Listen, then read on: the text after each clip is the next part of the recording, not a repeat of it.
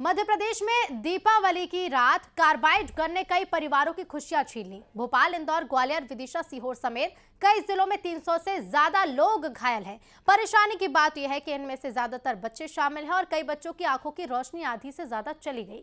उधर आंकड़ा बढ़ता जा रहा है। ग्वालियर में 17 और घायल सामने आए हैं, तो वहीं मामले को लेकर शासन प्रशासन एक्शन मोड में है और ग्वालियर के बाद भोपाल समेत कई जिलों में कार्बाइड गन पर बैन लगा दिया गया है। उधर बैन लगने के बाद बिक्री करने पर एक्शन भी जारी है। भोपाल में पुलिस ने आरोपी मोहम्मद ताहा नाम के युवक को गिरफ्तार किया है। उसके कब्जे से 10 किलो कार्बाइड, 4 पाइप गन बरामद की है। तो घायलों का जो आंकड़ा है वो बढ़ता जा रहा है। ग्वालियर से 17 और घायल सामने आए हैं और मध्य प्रदेश की अगर बात करें तो पूरे प्रदेश भर में आंकड़ा 300 को पार कर चुका है। 3 तस्वीरें देखिए कि ग्वालियर में 17 और केस सामने आ चुके हैं। भोपाल और ग्वालियर में कार्बाइड गन पर बैन लगा दिया गया है। कई और जिलों में यह एक्शन लिया गया है और इसके साथ ही इस मामले में जांच करते हुए, कार्रवाई करते हुए भोपाल से एक युवक की भी गिरफ्तारी की है, जिससे कार्बाइड भी बड़ी मात्रा में जब्त किया गया है। 4 पाइप गन भी बरामद कर ली गई है।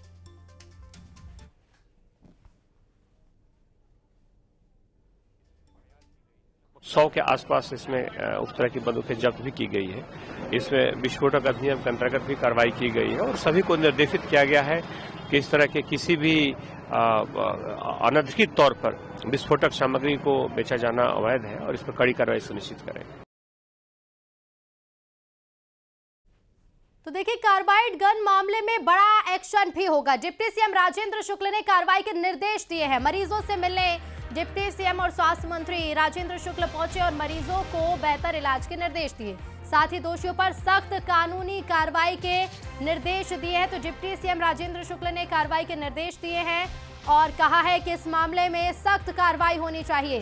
कार्बाइड गन मामले में बड़ा एक्शन लिया जाएगा। जो भी इस मामले में जिम्मेदार, उन पर सख्त से सख्त कार्रवाई होगी। इसके साथ ही मरीजों से मिलकर डिप्टी सीएम ने उनका हालचाल भी जाना।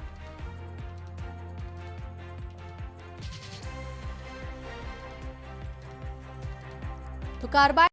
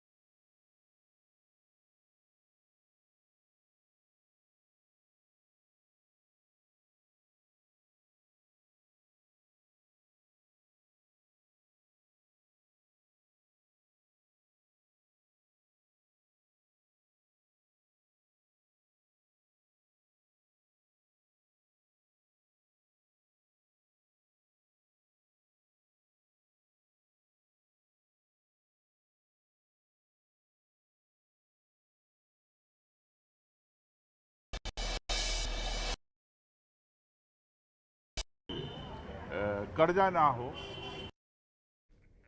और सीधे रुक करेंगे, हमारे साथ सहयोगी शैलेंद्र भदौरिया जुड़ गए हैं। शैलेंद्र, जो घायल है उनका आंकड़ा तो बढ़ ही रहा है, लेकिन इसके साथ ही साथ सियासत भी अब जोर पकड़ रही है। बिल्कुल, देखिए आपने ठीक कहा। जिस तरीके से मध्य प्रदेश में कार्बाइड गन के उपयोग से जो बच्चे हों या फिर दूसरे अन्य लोग जो पीड़ित हुए, उसके बाद इनका आंकड़ा लगातार बढ़ता जा रहा है। प्रशासन अब ताबड़तोड़ कार्रवाइयां भी कर रहा है। तमाम इलाकों से गिरफ्तारियां हो रही हैं। कार्बाइड गन बरामद भी किए जा रहे हैं, रसायन भी बरामद किया जा रहा है और लोगों की गिरफ्तारियां भी हो रही हैं। लेकिन इसी बीच जो है अब सियासत गर्मा गई। जिस तरीके से कल मध्य प्रदेश के डिप्टी सीएम और स्वास्थ्य मंत्री राजेंद्र शुक्ल जो है वो मिलने के लिए पीड़ितों के बीच पहुंचे थे और हर संभव इलाज का भरोसा दिया था। डॉक्टरों से भी मुलाकात की थी। लेकिन अब अगर उसके उलट देखें तो नेता प्रतिपक्ष उमंग सिंघार भी आज हमीदिया अस्पताल पहुंचे थे और उन्होंने भी पीड़ितों से का हाल जाना और कहा कि मध्य प्रदेश सरकार को चाहिए कि इन जो पीड़ित हैं इनके समुचित इलाज की व्यवस्था करे। कहीं ऐसा ना हो कि इन बच्चों के माता पिता को कर्ज लेकर इलाज कराना पड़े। ऐसे में सरकार को इस तरफ ध्यान देना चाहिए। इसके साथ ही स्थानीय प्रशासन पर भी उन्होंने कई तरह के सवाल खड़े किए हैं कि जब इस तरह के जो रसायन का प्रयोग पूरी तरीके से प्रतिबंधित है, उसके बावजूद भी मध्य प्रदेश के अलग अलग शहरों में किस तरीके से कार्बाइड गन बिकती रही, इस पर भी कहीं ना कहीं स्थानीय प्रशासन प्रशासन को जिम्मेदारी लेनी होगी। निश्चित तौर पर अगर ये कहें